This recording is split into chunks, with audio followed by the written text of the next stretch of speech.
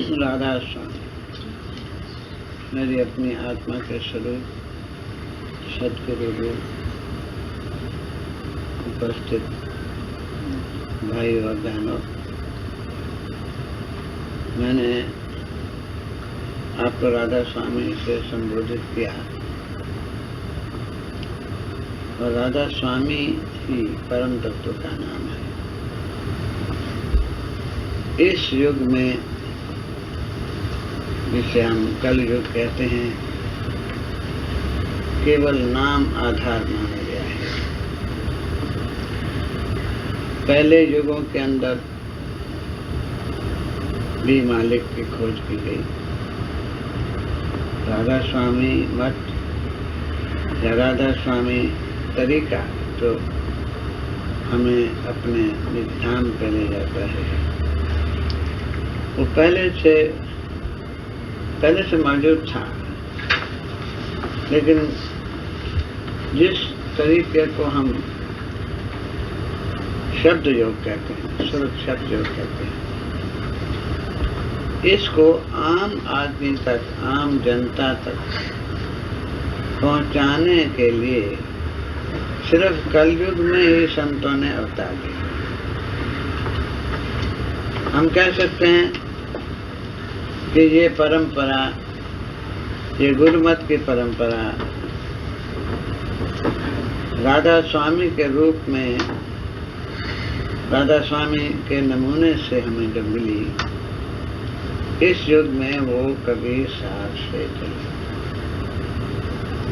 हालांकि हम सब मानते हैं कि मालिक ने हमारी एक शताब्दी पहले, 19वीं शताब्दी में राधा स्वामी दयाल का अवतार दिया, जिनका दुनिया का नाम शिवदयाल सिंह था। लेकिन मैंने जैसे बताया आपको कि राधा स्वामी शैली, राधा स्वामी तरीका, जिसको हम सुरत शब्द का तरीका कहते हैं। सुरत है हमारी जीवात्मा, जो उस मालिक से निकलकर इस जगत के अंदर आई। और ये जगत क्या है? ये जगत ही तो धारा है। मालिक के कई नाम है, कोई परब्रह्म कहता है, कोई परब्रह्म कहता है, हम अनामी कहते हैं और राधा स्वामी दयाल कहते हैं। राधा स्वामी दयाल क्यों कहते हैं? क्योंकि वो अनामी से भी परे उस मालिक का नाम है जो सबका आधार है, इसलिए उसको सर्वाधार कहते हैं। और वो सर्वाधार जो है, उसने पहले अपने आप को अनामी अवस्था से, जब वो अनाम था, शब्द गुप्त तो रहा अनाम, शब्द प्रगट तो धरिया नाम। अब जब वो गुप्त रूप में था, जब कुछ भी नहीं था जगत के अंदर, उस वक्त वो अनामी था। उसी अनामी को हम राधा स्वामी कह रहे हैं। अब आप ये सोचिए कि क्या वो अनामी या राधा स्वामी, बहुत सुंदर नाम है राधा स्वामी, नाम को न लेकर हम कभी ये नहीं कह सकते कि हम राधा स्वामी मत पर चल रहे हैं, या हम संतों ने जो इस जगत में आकर के, इस हमारे युग में आकर के परम तत्व अवतार, राम के अवतार की जरूरत नहीं थी, अब कृष्ण के अवतार की, अब तो ऐसे अवतार की आसानी से सहज तरीका बताए। तो उस सहज तरीका बताने के लिए जो राधा स्वामी शैली, राधा स्वामी नमूना, राधा स्वामी तरीका, उसको बताने के लिए, जिसको अनामी कहते हैं, उस अनामी से पर हमने उसको राधा स्वामी कह दिया। तो वो आधार, सर्वाधार, उसी से सब कुछ निकला। और जब उसकी पहली धारा, जब वो गुप्त था तब तो उसकी व्याख्या नहीं। गुप्त होता है जब, गुप्त का मतलब अपने आप में निज रूप में है। उस वक्त तो न राधा है, न स्वामी है, न शब्द है, न प्रकाश है। इसलिए स्वामी जी महाराज ने भी बार बार ये कहा है कि वो अवस्था, अगर आप राधा स्वामी आपको समझना चाहिए था, स्वामी जी की वाणी को समझना चाहिए। स्वामी जी की वाणी को नहीं समझते तो फिर आप राधा स्वामी फिर क्या नहीं है। राधा स्वामी सबसे ऊंची हालत का, जिस हालत पर पहुंचकर स्वामी जी महाराज ने 5 साल की उम्र से सत्संग देना शुरू किया। आगे के पन्नी गली के अंदर उन्होंने सत्संग देना शुरू किया और बड़े बड़े साधु संत हर धर्म के लोग आते थे। आप सार वचन पढ़ो। 5 साल की 7 साल की उम्र में अपने माता पिता को भी उद्बोधन दिया, अपने माता पिता के गुरु को भी, उनके गुरु ने भी कहा कि ये तो परम तत्व का अवतार है। तो हमें ये समझना चाहिए उन्होंने राधा स्वामी किस चीज को कहा है। मूल आधार हमारे समझने के लिए जो है, वैसे मैं आपको बताऊंगा कि ये राधा स्वामी जो शब्द योग का तरीका है, शब्द को पकड़ो ऊपर चले जाओ। नाम शब्द है, नाम का सुमरन करो और ध्यान करो प्रकाश का, और फिर जो नाम आपका जो शब्द है उस शब्द को जो ऊपर से आ रहा है उसको सुनो। ये अभ्यास है, ये अभ्यास है, लेकिन ये अभ्यास कहाँ पहुंचाता है? जहाँ ये पहुंचाता है वो राधा स्वामी अवस्था। और राधा स्वामी अवस्था को बताते हुए, हालत को बताते हुए स्वामी जी खुद कहते ना कालिक मखलूक न खलकत, करता कारण काज न दिक्कत, राम रहीम करीम न केशो, कुछ नहीं कुछ नहीं कुछ नहीं। इस हालत का नाम राधा स्वामी हालत। और वहां पर ना नाम ना अनामी ये भी कह दिया। अब आप ये समझो, अगर कोई आदमी के कि मैं बड़ा शब्दाध्यासी हूँ, मैं नाम का जाप करता हूँ, मैंने ज्योति निरंजन का भी सशस्त्र कमल को भी देखा, त्रिपुर गली पहुँचा और मैंने रावण सारंग सुना, मैं भ्रमर गुफा से निकलकर सोहम देश में सत्यदौर पर पहुँचा, सत्यदौर आनंद में रहता हूँ। क्या वो राधा स्वामी बना? नाम, जहाँ नाम और अनामी भी नहीं। ये हालत जो है, इस हालत को की व्याख्या नहीं की जाती। जब तक इस पर पहुंचा नहीं है तब तक वो राधा स्वामी इस दृष्टि से। तो वो अवस्था जब गुप्त, शब्द गुप्त तो रहा ना, तो वो गुप्त तो कबीर साहब के पैदा होने से पहले, एक दृष्टि से कह रहा हूं कि परम धाम शब्द है और परम पुरुष का शब्द है। जहाँ कबीर साहब ने कहा सखिया वागर सबसे न्यारा, जहाँ पूर्ण पुरुष हमारा, सखिया वागर सबसे न्यारा, जाने सूरज और चांद नहीं, जाने सूरज और चांद नहीं, बिन ज्योति उजियारा, सखिया वह घर सबसे न्यारा, जाने सुख दुख झूठ सांच नहीं। ये राधा स्वामी हालत। जाने सुख दुख झूठ सांच नहीं, पाप न पुण्य पसारा, पाप न पुण्य पसारा, सखिया वह घर सबसे न्यारा। जहाँ पूरन पुरुष हमारा, जहाँ पूरन वो पूरन पुरुष जो यहाँ हमारा है, सबका है, सबके अंदर है, जिसको स्वामी जी कह रहे हैं ना नाम ना अनन्य, समझ लो, वो है राधा स्वामी। तो अब ये जो बात कह रहे हैं कबीर साहब, जहाँ पुरुष तवा कछु नाही, जहाँ पुरुष तवा कछु नाही, के कबीर हम जाना, जो कोई लखे सैन हमारी, पावे पद निर्वाण। इस निर्वाण पद की पहुंचाने की नाम को राधा स्वामी है, अवस्था है, इसी का नाम है, बाकी सिर्फ जपने का नाम है। उस जहाँ पुरुष तवा कछु नाही, सुनिए राधा स्वामी है, राधा स्वामी किसी का विरोध करते। अगर राधा स्वामी तत्व को समझा तो वो किसी का विरोध नहीं करेगा। और राधा स्वामी नाम इसलिए ऊंचा कहा कि उन्होंने सब धर्मों का मूल्यांकन किया स्वामी जी ने, फिर भी संत मत ऊंचा रखा।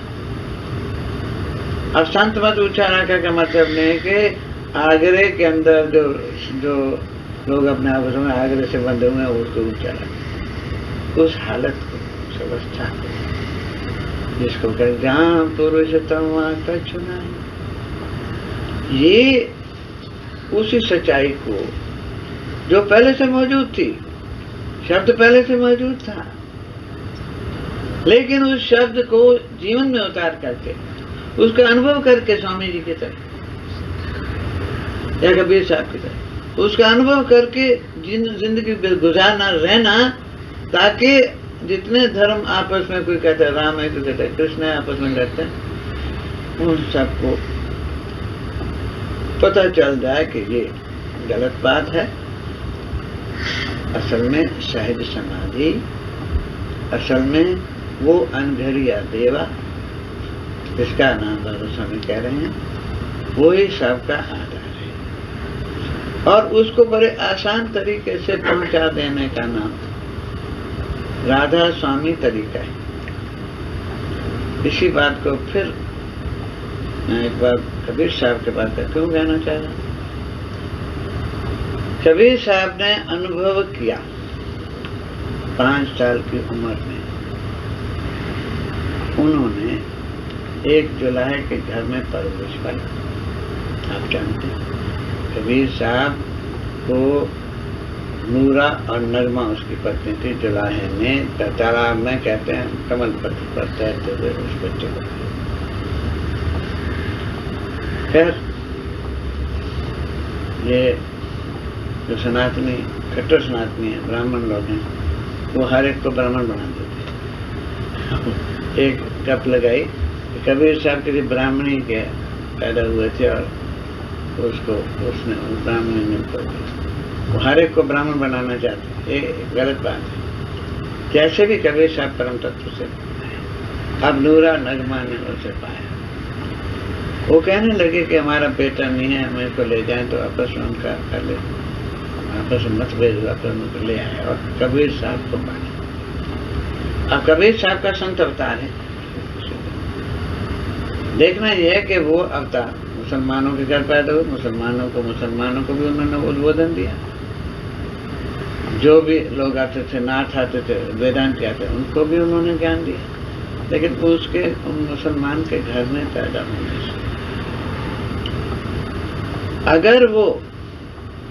अगर उन्होंने अल्लाह अकबर का होता तो उन्होंने तो कहा पूर्ण पुरुष है हमारा। वो अवतार हिंदू सनातन धर्म को ऊपर उठाने के लिए था। संत का अवतार पर सनातन धर्म को ऊपर उठाने के लिए, इसलिए संत का अवतार सनातन धर्म ये नहीं, वो सनातन धर्म सब प्रतिनिधि सभा जो काले खोलती है वो नहीं, वो सनातन धर्म राधा स्वामी का नाम है। तो उन्होंने बचपन के 5 साल के बाद उनको ज्ञान था, लेकिन ये परंपरा पहले से चली, गुरुमत की परंपरा, कि जब तक गुरु धारण नहीं करेगा, चाहे वो संत का अवतार हो, चाहे वो कृष्ण का अवतार हो, चाहे वो राम का अवतार हो, जब तक वो गुरु धारण नहीं करेगा जीवित व्यक्ति को, तब तक वो अपना मिशन पूरा नहीं कर सकता। तो छोटे से कभी 5 साल के उस वक्त बनारस से पैदा हुए थे। बनारस में उस वक्त एक गुरु था, रामन, सबसे अच्छा माना जाता। तो कबीर साहब उनके डेरे में चले गए और उनके चेले चांटे। सतगुरु तो ठीक होता है, चेले चांटे खराब करते थे। वो अपने गुरु को कहते हैं मेरा हमारा ऐसा। संत गुरु सतगुरु किसी काम का नहीं होता, किसी परिवार का नहीं होता, किसी धर्म का नहीं होता, वो सब अब वो उसके चेले जो बैठे थे, तो वो छोटा बच्चा गया, कबीर ने कहा कि गुरु रामानंद जी कहाँ हैं? तो किसी ने कहा तू क्या पूछता है छोटे से बच्चे? कहने लगे कि मैं उनसे नामदान लेने आया हूँ, मुझे बताओ वो कहाँ है? तो कृष्ण देव को तू जलाया का लड़का, कहाँ चींटी कहाँ हाथी, तेरी ये हिम्मत, तू नामदान, तुझे कौन नामदान देगा? तू तो अछूत है। उन्होंने कहा शायद कुछ नहीं, आप मुझे ये बता दीजिए कि गुरु रामानंद जी समय कहाँ है? किसी ने कहा अरे वो ऊपर बैठे, समाधि के अंदर बैठे हुए, इस समय तुम्हें नहीं मिल सकता। कोई बच्चे ने कहा नहीं, वो तो चमार की दुकान पर जूते का मोल कर रहे हैं। जब उसने कहा, बच्चे ने तो चेले चाहते तो होते हैं ना, उन्होंने तुम्हारा गधा, तू हमारे गुरु की बेइज्जती करता। अब वो बार बार रोने लगा, तो ऊपर रामानंद जी सब सुन रहे थे। वो नीचे होता है, बच्चे को उठा के कहने लगे बेवकूफ, ये तो बड़ा कोई महात्मा है। कल मैं बाजार चमार के पास जूता खरीदने गया था, तो वो मैं खरीद नहीं सका, मेरे समाधि में वही ध्यान आ रहा था, उसने तो ठीक कहा। ऐसे कबीर साहब ने गुरु धारण, और गुरु धारण के आप सारी उनकी जिंदगी पढ़े। शब्द योग वहां से शुरू होता है इस युग के अंदर। तो ये उन्होंने अनुभव करते थे। जब उन्होंने, वैसे गुरु रामानंद तो थे सनातनी, लेकिन गुरु को भी उन्होंने आगे बढ़ा दिया, उनके अंदर भेदभाव हटा दिया। पहले तो उन्होंने कहा, उनको कबीर साहब को भी नाम नहीं देते थे, नाम भी जबरदस्ती लिया। लेट गए थे सीढ़ियों के अंदर, तो फिर गुरु को उन्होंने उद्बोधन दिया। और जब वही गुरु रामानंद हैं जिन्होंने भेदभाव को हटाया, चमारों को, रायदास से चमार को संत बनाया और भेदभाव हटाया। तो ऐसे कबीर साहब ने अनुभव किया। राधा स्वामी की बात कर, उन्होंने अनुभव पहले सारे, जैसे पहले जमाने में क्या था कि तरीका था शब्द का। ये जो राजयोग है, ये शब्द योग है। राजयोग के जितने आकर के आपके बड़े साधु संत कहते हैं, सांख्य और राजयोग की शिक्षा देते हैं, तो राजयोग में वही चीज है कि वो चक्र जो है, सारे चक्र, ऊपर से वो धार जो चली है, राधा धार को जब राधा बनाते हैं ऊपर जाती है, तो नीचे से चलते थे। कुंडलनी शक्ति यहाँ पर जो बैठे हुए है धारा हमारी राधा, उससे चलते थे और प्राणायाम वगैरह बड़े उससे पहुंचते थे। लेकिन पहले उस मूल आधार से हर एक स्थान को, जैसा पंचनाम कहते हो ना, तो पंचनाम शुरू तो हैं ब्रह्मांड के, पंचनाम नीचे पिंड के भी हैं, तो पिंड के पंचनाम से चलते थे। पिंड के पंचनाम क्या है? हर एक केंद्र के ऊपर जो धारा हमारी पर बैठी है छुपी, उसको प्रकट करना है, तो उसका बीज मंत्र बताना। अभी भी वो अभ्यास करते हुए। असल में वो तो वही शब्द योग कर रहे हैं, उनको ये पता नहीं। शब्द योग तो पहले भी था, हमेशा था, लेकिन शब्द योग की सहज रीति नहीं थी। सतयुग त्रेता द्वापर बीता, काऊ न जाने शब्द की रीता। शब्द की आसान रीति नहीं। वैसे राजयोग पे पहले लोग चलते, नीचे से चले। कबीर साहब ने खुद राजयोग पहले किया। जो यहाँ से चलते हैं गुदा चक्र से, मूलाधार से, वो अगर बैठ करके ध्यान लगाएं और बजाय 5 नामों के 5 पिंड के नाम लें, लंग लंग लंग लंग के अटपा जाप करने से वो जो धारा अंदर है वो जागृत होती है, और जो कुंडली शक्ति हमारे मूलाधार पर बैठी है, पृथ्वी तत्व पर विजय और ऊपर उठ जाती है। उससे केवल उसका साउंड शब्द का जाप करने से पृथ्वी पर उठ जाती है। कई लोग देखते हैं कि इसमें हिमालय में कई ऐसे साधु उठे हुए बैठे, लेकिन इस षोडशी सिद्धि शक्ति में जा करके वो नीचे गिर। और उसके आगे है जल तत्व। ये अपने हमारे स्वामी जी महाराज ने प्रथमे कमले गणेश निवासा, कमल दूसरे ब्रह्मा निवासा। उन्होंने भी इनके प्रयास, मैं ज्यादा टाइम नहीं लेता आपका, बता रहा हूँ कि उसके अंदर लंग करने से और वंग वंग करने से जल तत्व पर, फिर जल तत्व से फिर नाभि में रंग रंग रंग का अनुभव करने से, अजपा जाप करने से इस पर सूर्य तक चला जाता है। और यहाँ पर यांग का अभ्यास करने से शिव तत्व से वो सूर्य से परे चला जाता है। और हंग का शब्द से वो आकाश तक चला जाता है। आकाश के बाद जहाँ आता है सो हम आगे तक, वो नीचे से चल करके ऊपर आते थे। कबीर साहब ने इन सब का अनुभव किया, लेकिन आखिर में उन्होंने क्या पाया? कबीर साहब ने अनुभव करते करते करते ये पाया कि उन्होंने ये देखा कि वो जो धारा मालिक की चली है अगम की, धारा को उल्टा दो।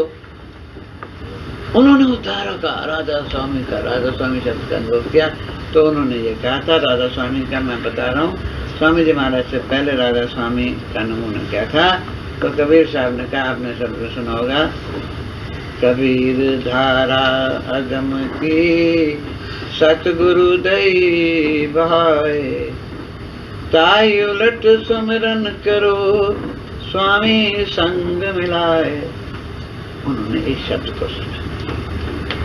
इसलिए स्वामी जी महाराज से पहले 400 साल पहले कबीर साहब ने इस सच्चाई को बयान किया और कहा कि सखिया वा घर सबसे न्यारा, जहाँ पुरुषोत्तम वहाँ कछु नहीं, कह कबीर हम जाना। उस हालत पे जब पहुंच गए राधा स्वामी से, तब उन्होंने कहा कि उस अवस्था को पाने के बाद आप फिर देवी देवता जो हैं उनसे ऊपर, देवी देवताओं का उन्होंने कोई विरोध नहीं किया।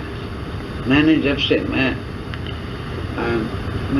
बचपन से मैं ब्राह्मण वंश से पैदा हुआ, मैं गायत्री की सिद्धि थी हमारे यहाँ, शिव का इष्ट किया, कृष्ण का इष्ट किया, योग साधना की, सोहम को सिद्धि प्राप्त की। लेकिन जब मैं महाराज जी के चरणों में गया, राधा स्वामी मत के बैठे हूँ, और जब उनसे संपर्क में आया तो मुझे पता चला कि मैं इस बात की तैयारी कर रहा था कि मैं आखिरी मंजिल पर इस तरह से पहुंचा। लेकिन मैं फिर भी आपको ये कह रहा हूँ कि ये विचार करना कि सनातन धर्म और राधा स्वामी मत का विरोध है, ये भूल राधा स्वामी वाले भूल करते हैं और सनातनी भी बेवकूफी करते हैं। अनुभव नहीं, जब अनुभव करोगे तब आप कहोगे कोई नहीं, उसको हम राधा स्वामी कहते हैं। और जो भावक सनातनी हैं जो कहते हैं कृष्ण का नाम लेना चाहते हैं, मैं उनको ये भी बता देता हूँ कि गोपाल सहस्त्र नाम में जो विष्णु के 1000 नाम बताए उसमें राधा स्वामी नाम उसके अंदर भी आता है। तो मैं ये बता रहा था कि इस तरह से जो राधा स्वामी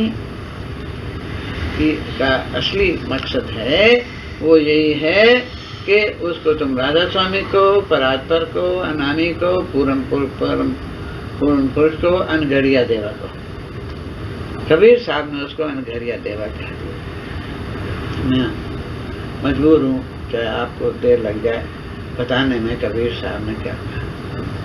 मेरे पास चिट्ठियाँ आती, मैंने किताबें लिखी हैं वेदों पर, उपनिषदों पर, भगवद गीता पर, और कुछ से जो पहले लिखा उसके अंदर भी वही चीज थी कि वही परम तत्व वही है। तो मेरे पास चिट्ठियाँ आती हैं कि महाराज आप हमें बताओ, हम राधा स्वामी मत से बड़े दुखी, क्योंकि राधा स्वामी अगर समझने वाले हों वो तो खंडन नहीं करेंगे। इसलिए दुखी हैं कि हमें किसी राधा स्वामी वाले को लिखते हैं तो वो हम कहते हैं कि भाई राम भी कुछ नहीं, कृष्ण भी कुछ नहीं पहुंचा, मौलाना रूमी पहुंच गए। कहते मुझे लिखा कि हम कैसे इसको स्वीकार करें, लेकिन वास्तव में ये बात नहीं है। जो बात सनातन धर्म के अंदर सच्ची भगवद गीता के अंदर है, उसी बात को राधा स्वामी मत के स्वामी जी महाराज ने क्यों बताया कि जब कबीर साहब ने ये बात बता दी, काफी लोग सब जो सारे भारत के अंदर कबीर साहब के कोई ना कोई फिरके हैं जो उसको मान रहे। लेकिन हुआ क्या कि उन्होंने धर्मदास को ये बड़ी गजब की बात ये है, संत मत क्यों ऊंचा है? संत मत फिर वही उसी जगह ले जा रहा है जहाँ पर ऋषि ले जाते। ऋषि जो थे वो विवाहित थे, वो सन्यासी नहीं थे, गृहस्थी थे, लेकिन बीच में आकर के साधु सन्यासियों का जोर बढ़ गया, नाथों का जोर बढ़ गया। तब कबीर साहब ने आकर के जब उस सत्य को बताया तो उन्होंने अपना उत्तराधिकारी सन्यासी को उनके उत्तराधिकारी, उनके शिष्य सन्यासी को नहीं, धर्मदास को नहीं, फिर से उस सच्चाई को खो करके गृहस्थी के हाथ में। लेकिन आगे चल करके उसमें भी रूढ़िवाद आ गया और जो कबीर पंथी थे वो जनेऊ पहनने लगे और कई किस्म के उनके वो कंठियाँ पहनने लगे। इस तरह से वो सच्चाई फिर लुप्त होगी। तो इसलिए स्वामी जी महाराज परम तत्व ने स्वामी जी का जन्म ले करके ये फिर उस संत मत को राधा स्वामी का ये सच्चाई है। तो मैं बता रहा था, तो जब मेरे पास ये आता है, ये लोग लिखते हैं कि ऐसा क्यों, मैंने कबीर साहब को पढ़ा, मैंने देखा कि ये तो बिल्कुल ठीक बात है। हमारे महाराज जी परम दयाल जी महाराज, देखिए मैं आपको बताऊं फर्क कोई नहीं है। स्वामी जी महाराज ने जब उधर उन्होंने भी सन्यासियों को नहीं दिया, गृहस्थी को ही काम दिया। उधर तो उन्होंने शालिग्राम जी महाराज को कहा कि तुम आगरा में, उधर जयमल सिंह जी को कहा कि तुम वहाँ प्रचार करो। तो ये चला। और स्वामी जी महाराज, शालिग्राम जी ने राधा स्वामी मत का खूब शान वचन वगैरह अच्छी तरह से। तो शालिग्राम जी महाराज के पास गए थे दाता दयाल जी को नाता, हमारे शिष्य व्रतलाल, और मेरे ऋषि शिव व्रतलाल जी सावन सिंह जी के समय में वहीं जाकर के सत्संग किया करते। महाराज जी भी सत्संग किया करते थे, क्योंकि वो तो असली तत्व को पता है। अब वहां से अपने दाता दयाल जी महाराज महर्षि जी बड़े विद्वान, बड़े लेकिन संत से, जन्म से संत, वो जाकर के शालिग्राम जी के सत्संग में जूतियों की जगह बैठे। उन्होंने पहचाना कि तुम यहाँ थे, यहाँ बैठो, और कहा कि तुम संत मत का व्यास बनेगा। उनको ये नहीं कहा कि तुम आगरे में बैठ करके सत्संग करना, आगरे को अलग, लेकिन उन्होंने जो उन्होंने महर्षि जी ने जो संत मत का राधा स्वामी मत के 5000 किताबें हैं। राधा स्वामी योग लिखा है, कबीर योग लिखा है। बिल्कुल संत मत को वास्तव में जितना सत्य होना चाहिए, बड़ा भारी जी को सत्य उन्होंने दिया, वो जाया करते थे सावन सिंह जी महाराज के पास में जाया करते थे सत्संग। मैं ये बता रहा था आपको कि उन्होंने ये परंपरा, जब मैं इसमें मैं तो प्रोफेसर था, मुझे वैसे ये अनुभव हुआ महाराज जी का, मैंने उनसे मिलने से पहले मुझे एक किस्म का उनके दर्शन हुए जैसे जमल सिंह जी को हुए थे।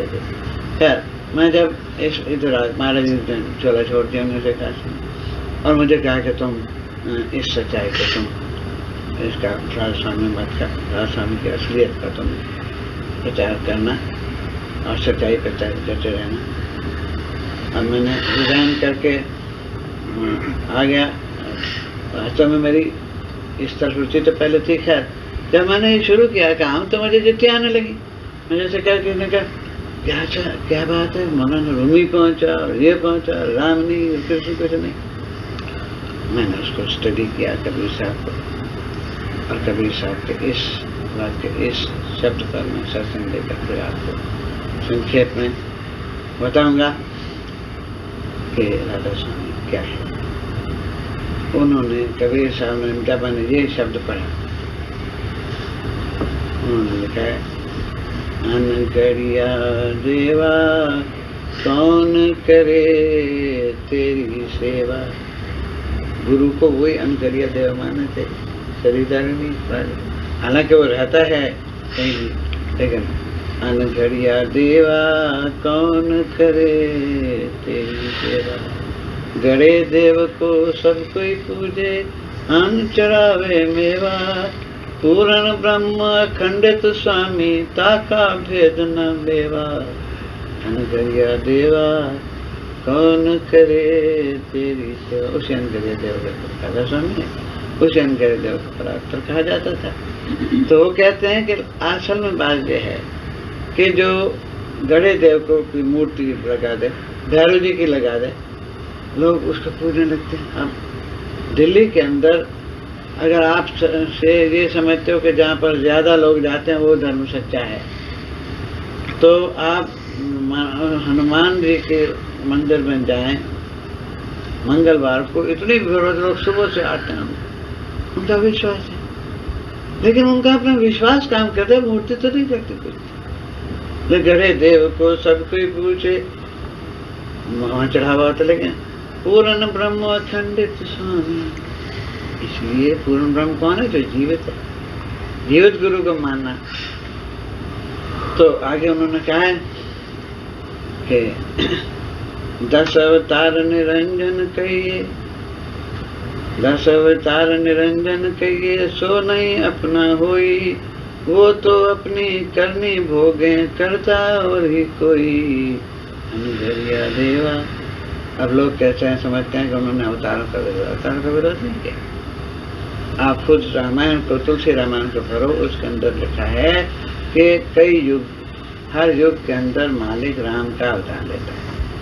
लेकिन इस युग में जो अवतार लिया उसने इसलिए लिया कि उसको नारद ने शाप दे दिया था कि नारद को बंदर का रूप दिया था। इसलिए वो मालिक खुद उस जो कर्म उसने किया था, जिसके मुताबिक उसको शाप मिला था, वो उसका जो राम, जिस राम ने लड़ाइयाँ लड़ी, जिस राम ने राक्षसों को मारा, वो तो अपनी करनी भोगने आया था। लेकिन उस राम के अंदर वो परम तत्व जो था, उसको बुरा नहीं था। अगर राम को आप परम तत्व मानकर उसके नाम का जाप करते हो, तब तो आप इस रास्ते पे आ सकते हो। इसलिए उन्होंने जब देखा ये 10 अवतार निरंजन,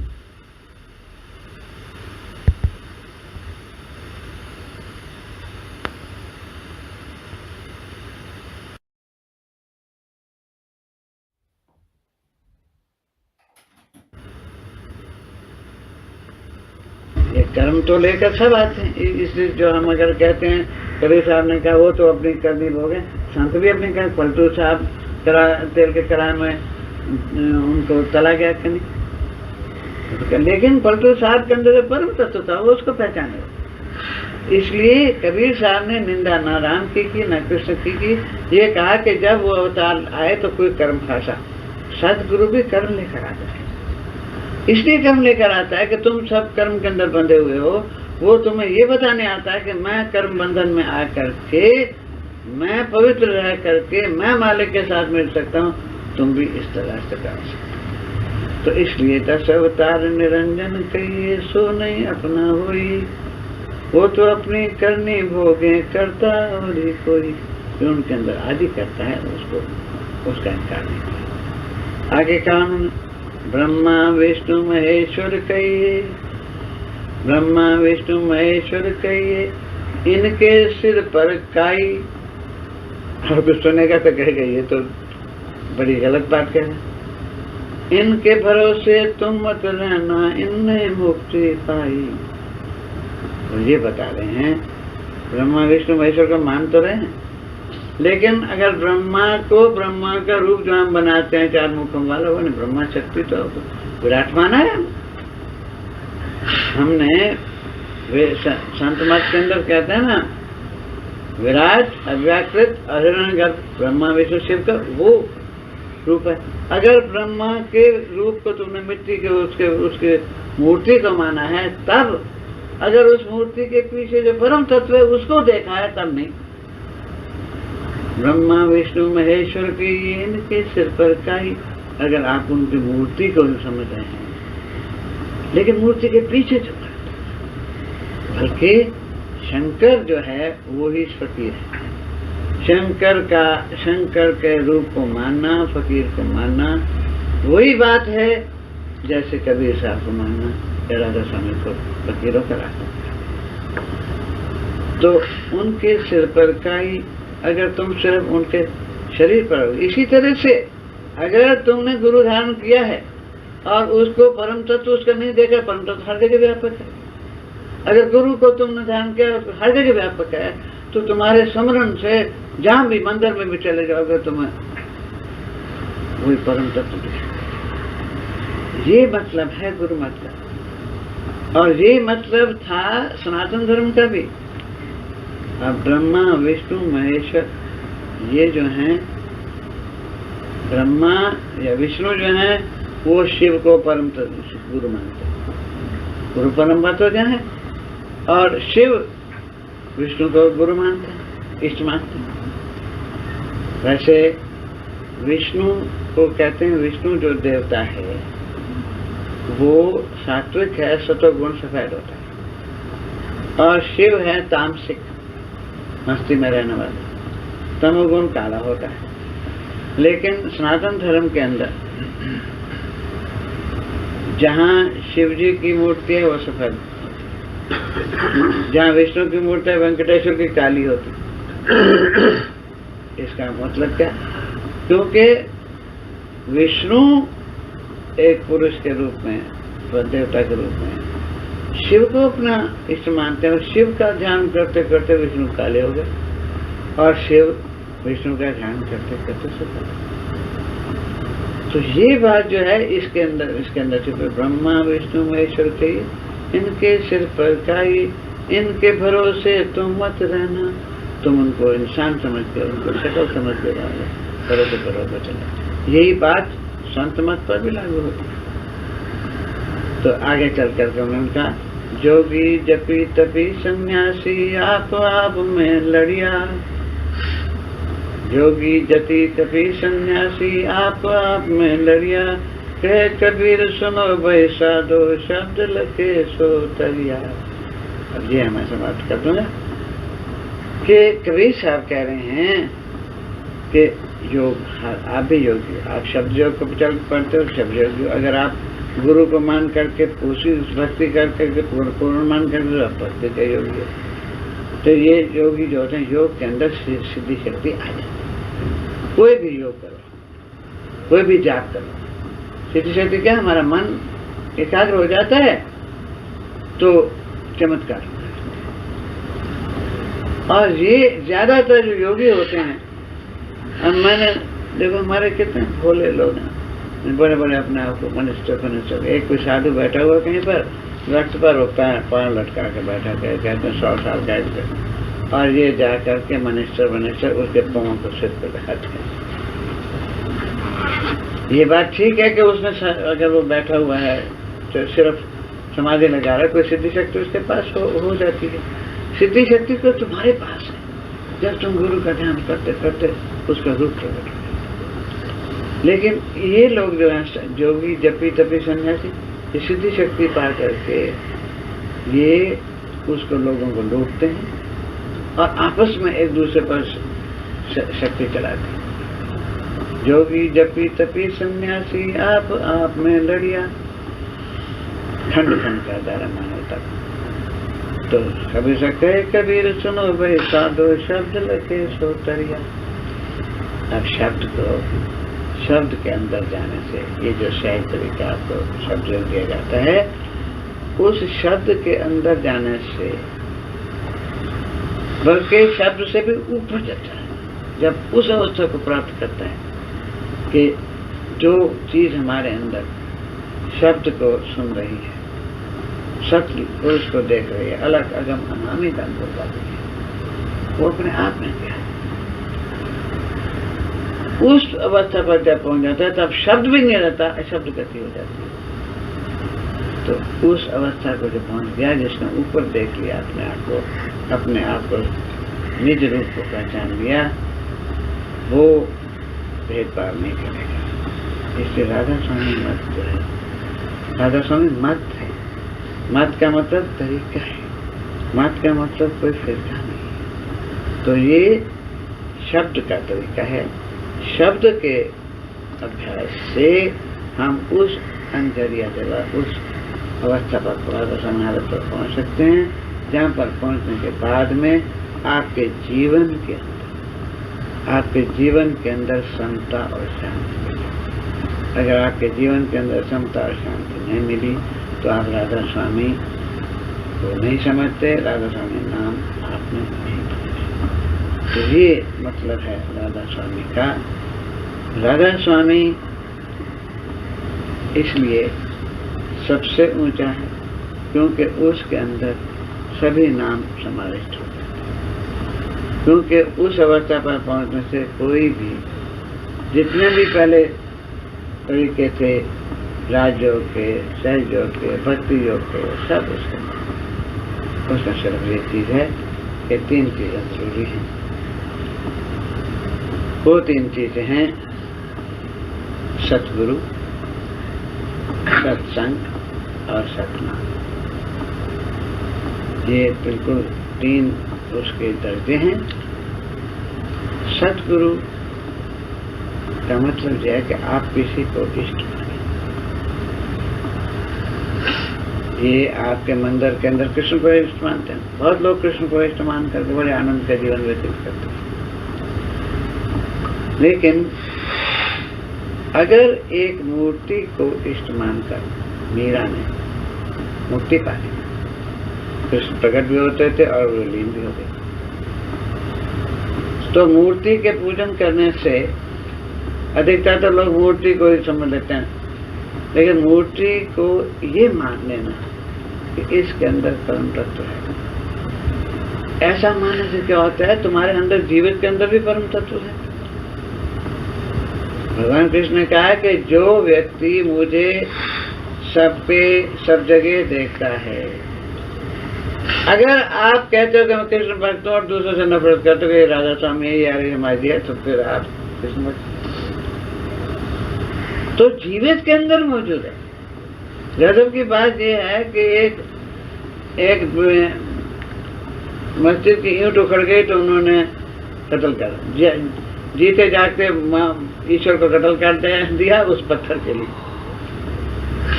तो वो मौजूद है जीवित के अंदर। अगर मैं बड़ी गजब की बात है, पुजारी हो कोई हो, वो मूर्ति को सजा करके मूर्ति को अच्छी तरह से धरवा करके लाया, प्राण प्रतिष्ठा की और उससे अपनी भी इच्छा पूरी की, दूसरों को भी कराई। वो मूर्ति को ये तो नहीं कहता कि मूर्ति मैंने तुझे घड़वाया था, कि मैंने तुम्हें श्रृंगार किया था। वो तो कहते नहीं, ये तो कृष्ण है। अरे अगर वो मूर्ति को मान करके ऐसा कर रहे हैं, हम क्या कह रहे हैं कि तुम इष्ट अगर जीवित गुरु को मानते हो, चैतन्य को, जीवित गुरु को मानने का ये है कि उस मूर्ति की भी मूर्ति है, और अगर वो मूर्ति वास्तव में मिली हुई है और उसका राधा स्वामी अवस्था में रहने वाला है तो सोने में सोएगा। तो उसको स्वीकार करने से क्या होगा, उसको तुम मानोगे, उससे शंकाएं दूर होगी। सतगुरु खोजो री प्यारी, जग में दुर्लभ रत्न यही स्वामी। लेकिन सतगुरु को आपने खोज लिया या आपने मान, अब उस सतगुरु को मानने का मकसद क्या हुआ, वो सतगुरु आईना है आपका, आपके अंदर सतगुरु बैठा हुआ है। वो जो सतगुरु बाहर वाला तुमने क्या, क्योंकि वो उसकी रहनी ऐसी है, उसके पास रहने से आपको रेडिएशन से असर होगा। सतगुरु की ये निशानी है, जब वो सत्संग देगा उसके वातावरण आपको। हाँ, और ये बात भी है, अगर वो सत्संग दे रहा है अपने पैसा कमाने के लिए या अपना एक अलग फिरका बनाने के लिए, तो वो सतगुरु का व्यवहार है। क्यों कि अगर वो सच्चा है, वो अपना अनुभव पाने के लिए कर रहे। इसलिए हमारी परंपरा के अंदर यह है कि जो सतगुरु हो उसको अपनी हक हलाल की कमाई, समझ महाराज, कि पहले तो इस रास्ते में आने वाला जो है उसके अंदर ये तड़प होनी चाहिए कि मैं मालिक को मिला। दूसरा ये कि वो अपने जर जमीन और औलाद को मालिक करना चाहिए। अगर उसके लिए ये है तो जो सतगुरु का काम करता है कि वो उधर जमीन रखेगा अपने पास नहीं ना। हमारी परंपरा में पहला ये है कि अपने हक हलाल की कमाई करता हो, क्योंकि इससे वो पवित्र रहेगा। ऐसा सतगुरु जब मिल जाए तब उस गुरु मिला, फिर कहाँ कमाना। फिर कहते हैं अभ्यास तो बताएगा, अभ्यास ना भी करो ना, अगर तुम्हें सच्चा गुरु मिल गया है तो उसके सत्संग का, उसकी रेडिएशन से अब तो तुम ऐसे उठोगे, तुम खुद ही अभ्यास करने लग जाओ। इसलिए सतगुरु का मिलना, सतगुरु का स्वीकार करना, और मनुष्य,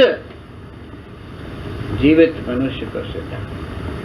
अगर पहले अब एक सतगुरु का हमने स्वीकार किया, जो सतगुरु जाता है वो खुद ही किसी अपने सत्संगी को, जिसमें वो समझता है कि वो चीज पन पेगी, उसको दे जाए।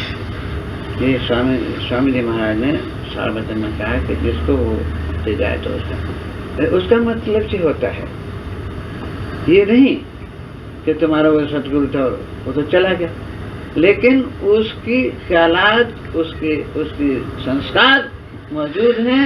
इसलिए अगर तुम्हारा काम उस वक्त उससे नहीं बना तो उसके बाद जो जीवित गुरु है तब काम बनेगा, जब तुम उस सतगुरु के पास बैठकर अपनी सारी शंकाओं का समाधान। जब तक शंकाओं का समाधान नहीं होता तो सादा स्वामी मत में आप दुनिया की चीजें बेशक कह दो कि हम महाराज जी की वजह से ये मिल गया, महाराज जी की वजह, लेकिन आप राधा स्वामी की जो परंपरा है, असलियत को आप। इसलिए सतगुरु के पास मिलने के बाद में पहले तो ये पहचान सब प्रकार की शंका, इसलिए सतगुरु के बाद है सत्संग। और सतगुरु वो है जो हमेशा जिसके वाणी के अंदर, गुरु वाणी है, वाणी गुरु है, वाणी अमृत सारे, उसकी वाणी के अंदर ये तासीर होती है कि उसका अंदर और बाहर आपको दिखेगा। उसकी वाणी के अंदर एक तासीर जो होती है कि जब उसकी धार चलती है, सत्संग चलता है, तो सत्संग के अंदर खो जाते हैं, तन मन धन की सुध नहीं रहती, तन मन। और दूसरी बात यह है कि ऐसा जो सतगुरु होगा वो खंडन नहीं करेगा, किसी का खंडन नहीं करेगा, क्योंकि वो उस शब्द को, शब्द से नहीं कहना, शब्द जो है वो मोहित कुल है। शब्द के अंदर, आकाश के अंदर जितने तत्व हैं उसके अंदर अलग अलग आकाश है। इसके जो उसके दो निशानी है। और तीसरी निशानी यह है कि वो सत्संग करते किसी अपने स्वार्थ के लिए। हाँ, अपने अनुभव को बांटता है वो, दूसरों के दुख को दूर करने के लिए, दूसरों के रोग, इस जगत में आना रोग है। रोग क्या है कि हर जगह पर आपको कठिनाई है, दुख है, तो उसको दूर करने के लिए वो जो सत्संग देगा, वो पहले उसका उद्देश्य ये होगा कि उसका जो शिष्य है बिल्कुल उस जैसा।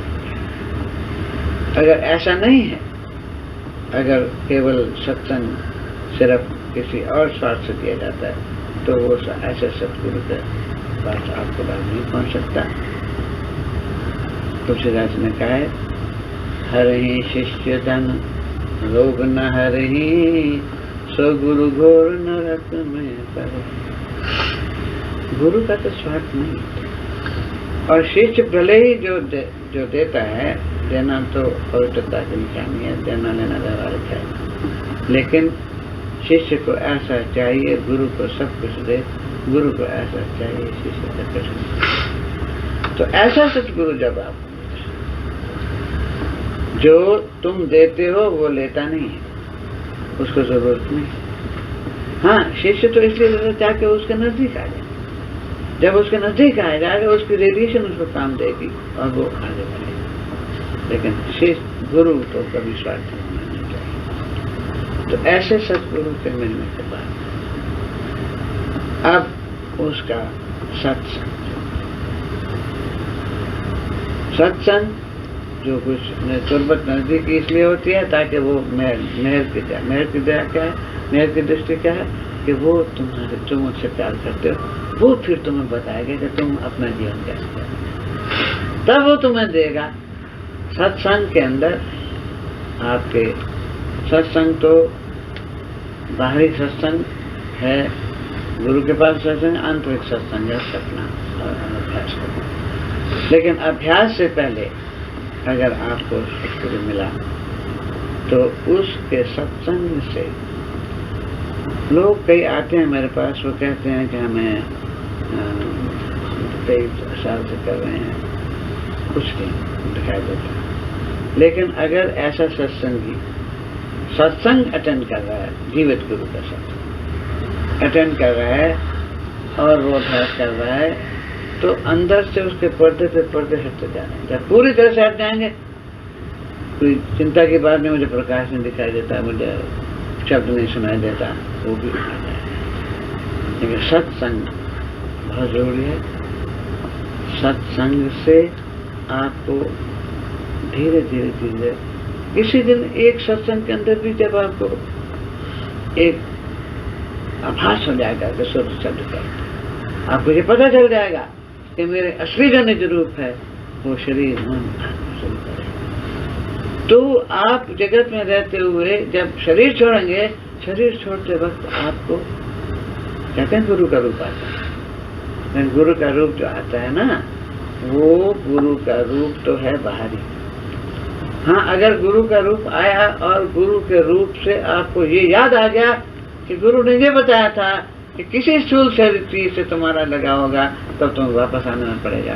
तो शरीर छोड़ते समय अगर थोड़ी देर के लिए बाहर आ गया कि हमारा मस्किन ऊपर है, तब गुरु के रूप का फायदा है। इसलिए सत्संग की महिमा है। सत्संग में आने से, बार बार आने से मन में चीज बैठ जाती है और तब राधा स्वामी हालत हमेशा बनी रहती है। और सत्संग में आए, सतगुरु मिला और वो सतगुरु आपको देगा नाम। ये नाम है, इस कलयुग के अंदर नाम आधार है। नाम का मतलब शब्द। पुराने जमाने में बड़े लंबे लंबे तरीके थे, ध्यान की रीति थी सतयुग के अंदर, हजारों वर्ष के अंदर।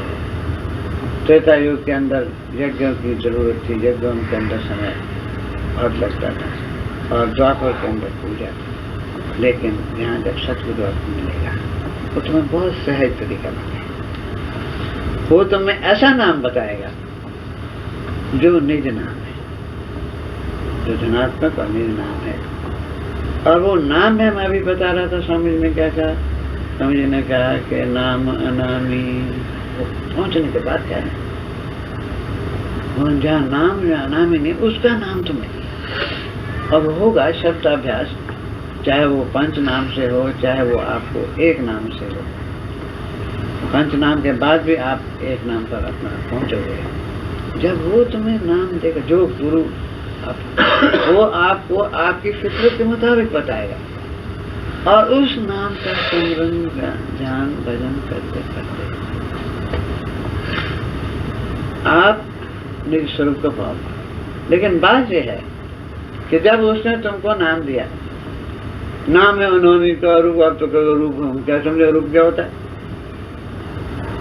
जबान बंद, नाम स्मरण, स्मरण करने से आपके शरीर के कष्ट दूर हो जाए।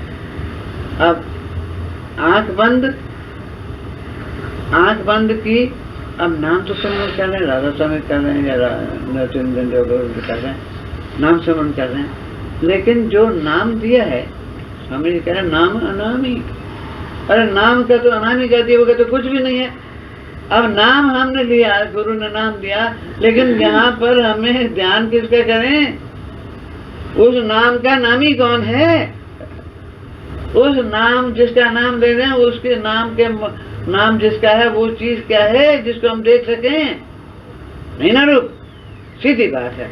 जिस गुरु ने तुम्हें नाम दिया उसके चेहरे को ध्यान करो, उसके चेहरे को ध्यान करो। टेम्परेरी वो चेहरा प्रकाश में बदल जाएगा। यह है राधा स्वामी मत। इसलिए गुरु जिसको धारण किया उसके चेहरे को, लेकिन उसके चेहरे को ये मान कर मत समझे कि ये चेहरा ही गुरु है, तो गुरु शब्द के मुझे। लेकिन क्योंकि जिसने तुम्हें नाम दिया है उसने नाम अनामी कर दिया है, उसका ध्यान करते करते करते वो चेहरा प्रकाश में बदल गया। और फिर है नाम सिमरन करना। जब आप सिमरन करोगे, मैं आपको एक चीज बता रहा हूँ, सिमरन करने से तुम्हारे रोग दूर। मान लीजिए आप सिमरन नहीं कर रहे हो, आगे नहीं बढ़े हो, तो तुम्हारे शरीर के कष्ट दूर हो जाएंगे। अगर आप ध्यान करोगे, जब प्रकाश में आ जाओगे, ध्यान करने से तुम्हारा मन टिक जाएगा। ध्यान मन को काबू करता है।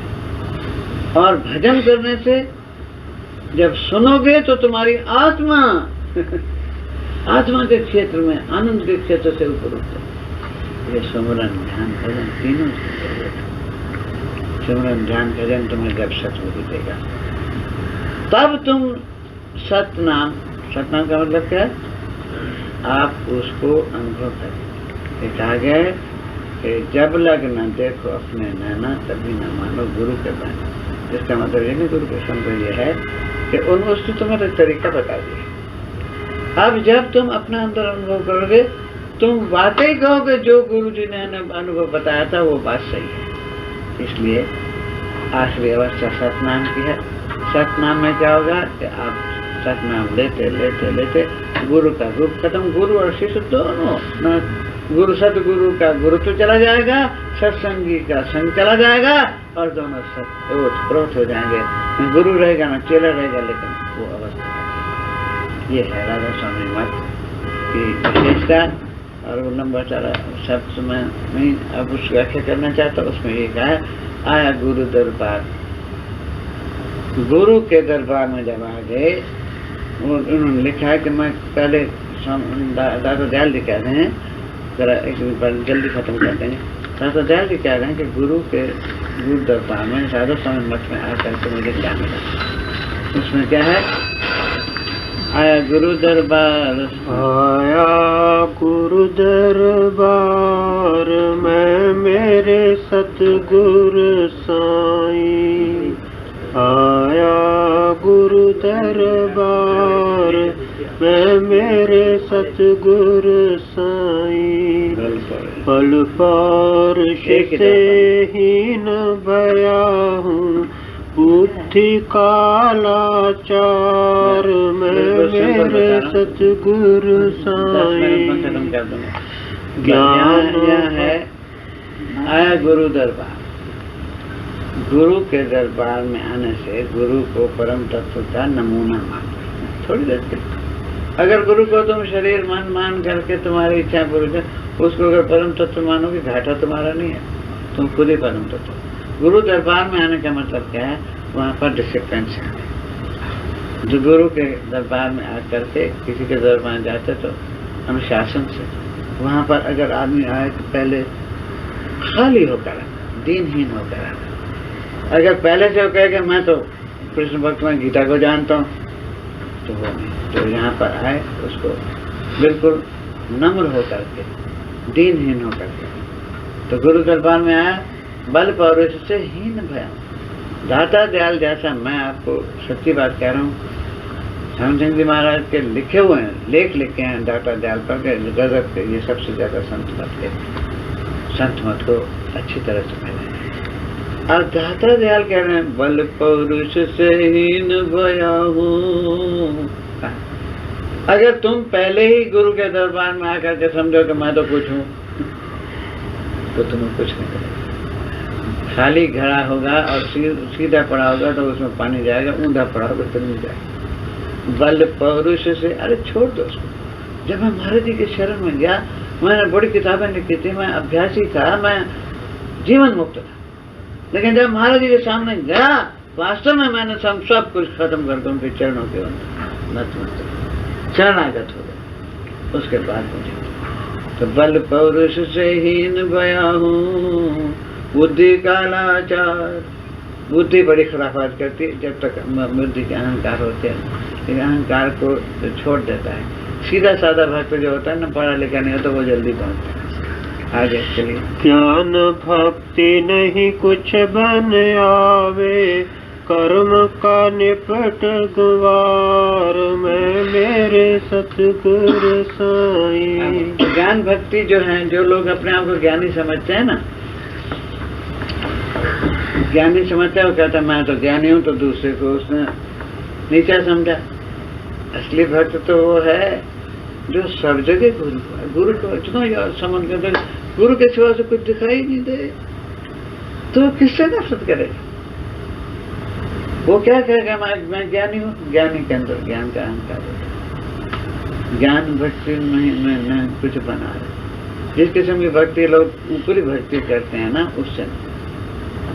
इसलिए जब मुझे यहाँ ज्ञान के रास्ते पर चला नहीं मिला, भक्ति भी आम भक्ति की नहीं मिला, कर्म करने पर तो गमा। अब कर्म कांड जो है, ठीक है, कर्म कांड करने से अगर कोई आपके पास कोई अच्छा ब्राह्मण हो ना कर्मकांडी, वो ऐसा भी कह सकता है कि ब्रह्मा को प्रकट कर दे। कर्म कांड से अगर कर्म कांड करते चलो ठीक है, तो तुम्हें अगला जन्म अच्छा मिल जाएगा। कर्म कांड भी कुछ नहीं, गुरु के सामने आ जाने से, उसके नतमस्तक हो जाने से कर्म कांड की जरूरत नहीं, केवल प्रेम में आकर के ऊपर उठ जाए। परमार्थ स्वार्थ दो खोए, भरम रहा संसार में मेरे सतगुरु साईं। अब बड़े बड़े लेक्चर होते हैं, परमार्थ की तरफ जाओ, स्वार्थ को छोड़ो। ये रास्ता, ये बात सही है कि जब हम शरीर छोड़ेंगे, अगर उस वक्त हमारा मुंह किसी स्थूल चीज में होगा, अपने घर में होगा, मोटर कार में होगा, बेटे में होगा, या अपने नाम में होगा, तब हमें वापस आना पड़ेगा। लेकिन वैरागी त्यागी बहुत कम होते हैं। ज्ञानी जो ज्ञान की दृष्टि से त्याग की भावना रखे, करोड़ों में से कोई एक होता है। लेकिन प्रेमी जो है, यहाँ पर त्याग करने के तुमने जिसको इष्ट माना है उससे प्रेम के अंदर सब कुछ दे दिया जाता है। जब उससे प्रेम करोगे, काम करो, जहाँ बाज वासा करे पंछी रहे न तो, जहाँ प्रेम आ जाता है वहाँ काम क्रोध लोभ हम अपना आप खत्म हो जाते हैं। ये रास्ता क्या है? इष्ट को प्यार करने का, सत्पुरुष को सम्मान कर प्यार करने का। उस प्यार करने से दुनिया से आपका मोह अपना आप हट जाएगा, लोभ अपना आप हट जाएगा। ये तरीका ग्रहण का है, त्याग का है। इसलिए ये कहा उन्होंने कि कर्म करने पर जो असली रास्ता है ग्रहण। आगे चलना। कैसे करूं पाए न सूझे, दान धर्म व्यवहार में एक संत मत में सतगुरु साईं। ये बात नहीं है कि आप दुनिया का काम नहीं करो, व्यवहार नहीं करो, लेकिन कैसे व्यवहार किया जाए ये आपको सिर्फ जब आप इष्ट के पास जाओगे। आम आदमी को पता नहीं लगता दान धर्म व्यवहार कैसे करते हैं। अगर आप दान देना भी जरूरी है, दान देने से मन पवित्र होता है और दान देने वाले से लेने वाला महान होता है। दान किसी जगह मंदिर में जाते हैं तो खाली नहीं जाना चाहिए, किसी रिश्तेदार के पास जाते हैं, बच्चों के पास जाते हैं, खाली नहीं जाना चाहिए व्यवहार। और संत के पास जाते हैं तो खाली नहीं, खाली आता है तो खाली जाता है, पत्र पुष्प। तो दान देने का मकसद ये है कि मन शुद्ध होता है। इसलिए महाराज जी कहा करते थे कि कहीं भी आप दान दो, लोग मंदिर में दान देते हैं, रुपया देते हैं, क्या मालिक को जिसको हम दान दे रहे हैं उसको किसी चीज की कमी है? क्या हम कोई ऐसी चीज दे रहे हैं जो उसकी ना हो? सब यही कहते हैं ना, तेरा तुझको अर्पित। सब कहते, लाख 2 लाख करोड़ सारी दुनिया की संपत्ति हीरे जवाहरात भी दे दो, कोई ऐसी चीज वो उसके नहीं है। हम वो दान दें जो हमारा है, वो चीज दान। वो चीज क्या है? वो है अपना अहंकार। मैं जो बनाए मैं को दान कर देना, शरणागत हो जाना, ये असली दान। जब अपने मैं को दे देता है, वो परम तत्व परम पुरुष, चाहे कृष्ण मानो, चाहे राम मानो, चाहे कुछ मानो, वो देखता है कि इस आदमी ने पहले दान भी दिया, पैसा भी दिया, घर बार को भी छोड़ दिया, इसकी आसक्ति भी नहीं रही, अब ये अपनी मैं दे रहा है मुझको। वो मालिक पुरुष है, ये मैं आपको कह रहा हूँ, वेदांती मेरे सामने आ जाए। वो खला नहीं है, वो मालिक कुछ नहीं है, वो सब कुछ है।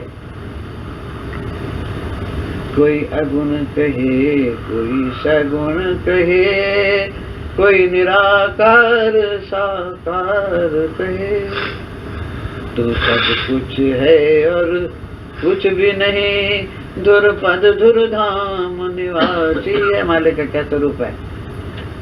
कोई कहता है कि निर्गुण है, कोई कहता है सगुण है, भाई दोनों है। कोई कहता है निराकार है, कोई कहता है साकार है।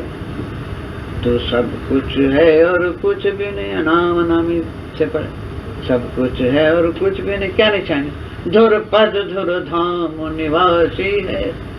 तो अविनाशी है, हमेशा रहने वाला है, और वो तुम्हारे अंदर बैठा हो। धुर पद धुर धाम निवासी है। जो ऐसा धुर पद धुर धाम निवासी है, पुरुष है। वो पुरुष क्या है? पुरुष वो होता है जिससे आदान प्रदान होता है। आप कहते हो, उसका जवाब आता है। इसलिए क्या कहा? दान धर्म व्यवहार क्या है? आपने सब कुछ दे दिया। मैं दे दी तो वो परम पुरुष देखता है, इस बेचारे ने सब कुछ दे दी, इसकी मैं भी नहीं रही, दुनिया की मैं इसको मार डालेगी, इसलिए वो तुम्हारी मैं बन जाता है, वो तुम्हारे काम अपनी मौज से। ये मतलब है दान धर्म व्यवहार। आगे चलिए। कायर सम सब को तज डाला, कुल कुटुंब परिवार में मेरे सतगुरु साईं। घर नहीं चैन न बन में शांति, घूमा बस्ती उजाड़ में मेरे सतगुरु साईं।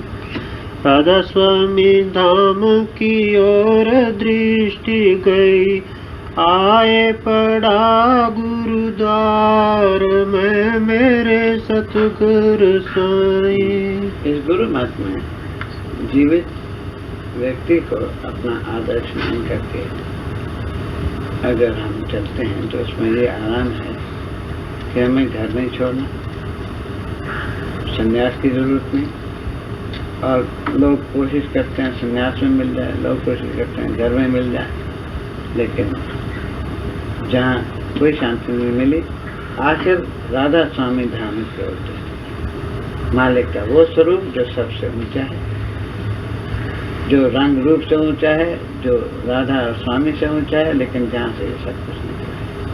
जब हमारे आदर्श, हमारा गुरु का आदर्श, जब हमारा आदर्श ऊंचा होगा, वहाँ पहुँचना है जहाँ पर कुछ भी नहीं और सब कुछ है। जब ये हमारा आदर्श राधा स्वामी और की धाम दृष्टि गई, तब आकर के हमें ये होगा कि वो इतना ऊंचा है, इतना ऊंचा है, उस पर पहुँचा हम अपनी कोशिश से नहीं पहुँच सकते, इसलिए केवल शरणागत हो। जब शरणागत हो जाएंगे, शरीर मन आत्मा सब कुछ अर्पित कर देंगे, तब आपको लोक भी बन जाएगा, परलोक भी बन जाएगा। बहुत लंबा सत्संग हो गया, लेकिन उस शब्द की मैंने व्याख्या की दाता चाहता हूँ कि आप सबको राधा स्वामी भजन करें। राधा स्वामी का अर्थ समझ लिया, परम तत्व है राधा स्वामी। क्या बात बेटा खंडन का नहीं, अभी कर दो, अभी महाराज की बात। चलो कौन है? राधा स्वामी, राधा स्वामी, राधा स्वामी, राधा स्वामी, राधा स्वामी, राधा स्वामी, अलग अगम नामी, अलग अगम नामी, राधा स्वामी, राधा स्वामी, राधा स्वामी, राधा स्वामी, राधा स्वामी, राधा स्वामी, परम संत का रूप धरा, परम संत का रूप धरा, जीवों पर उपकार किया, जीवों पर उपकार किया, सीधा सच्चा मार्ग दिया, सीधा सच्चा मार्ग दिया, आए धुरपद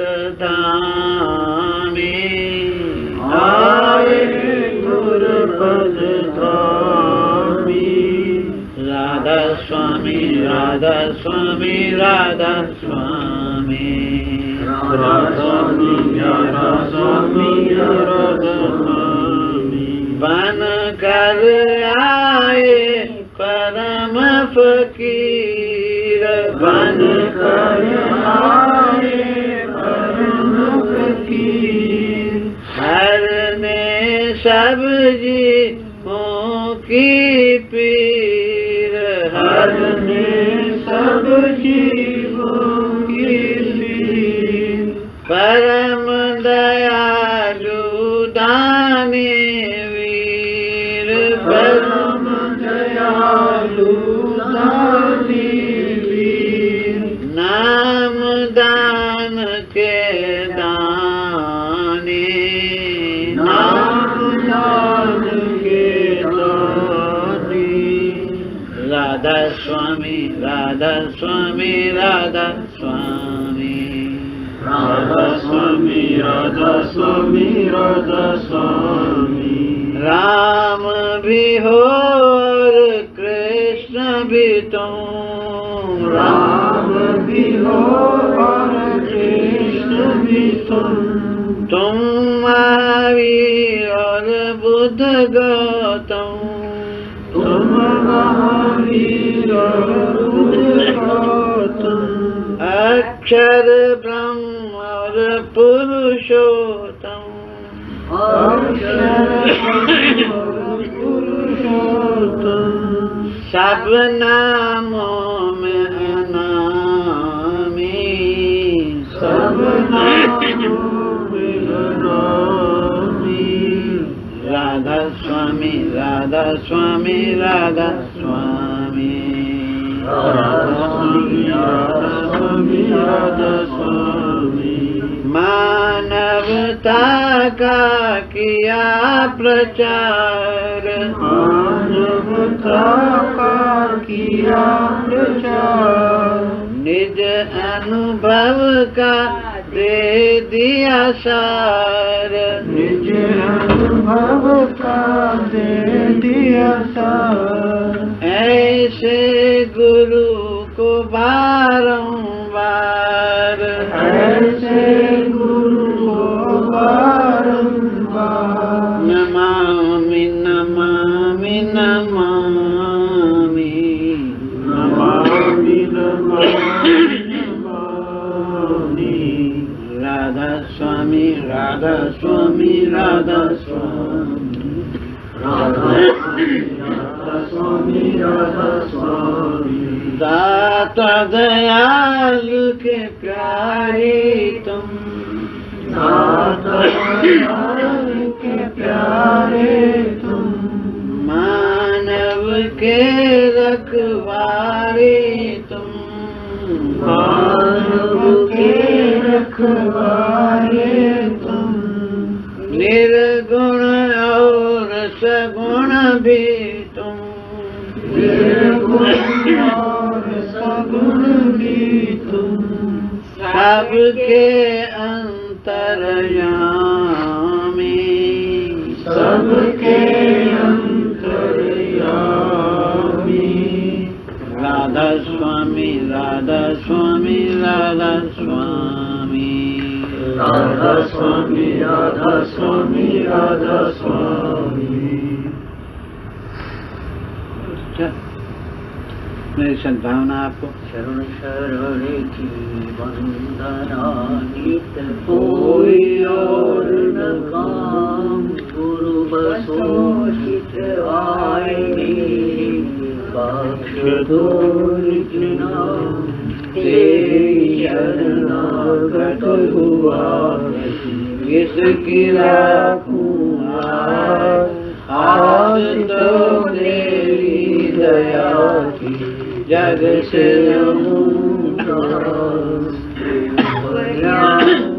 नाम गाऊं, शब्द राता मन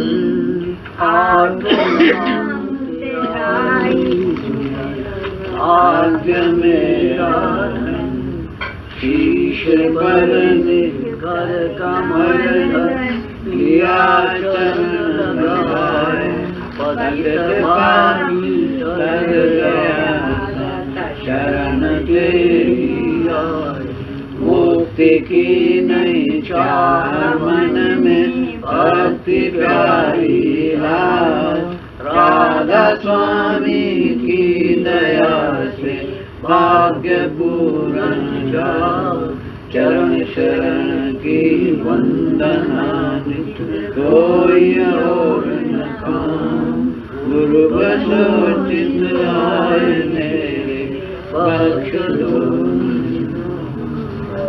प्रसाद दे दें।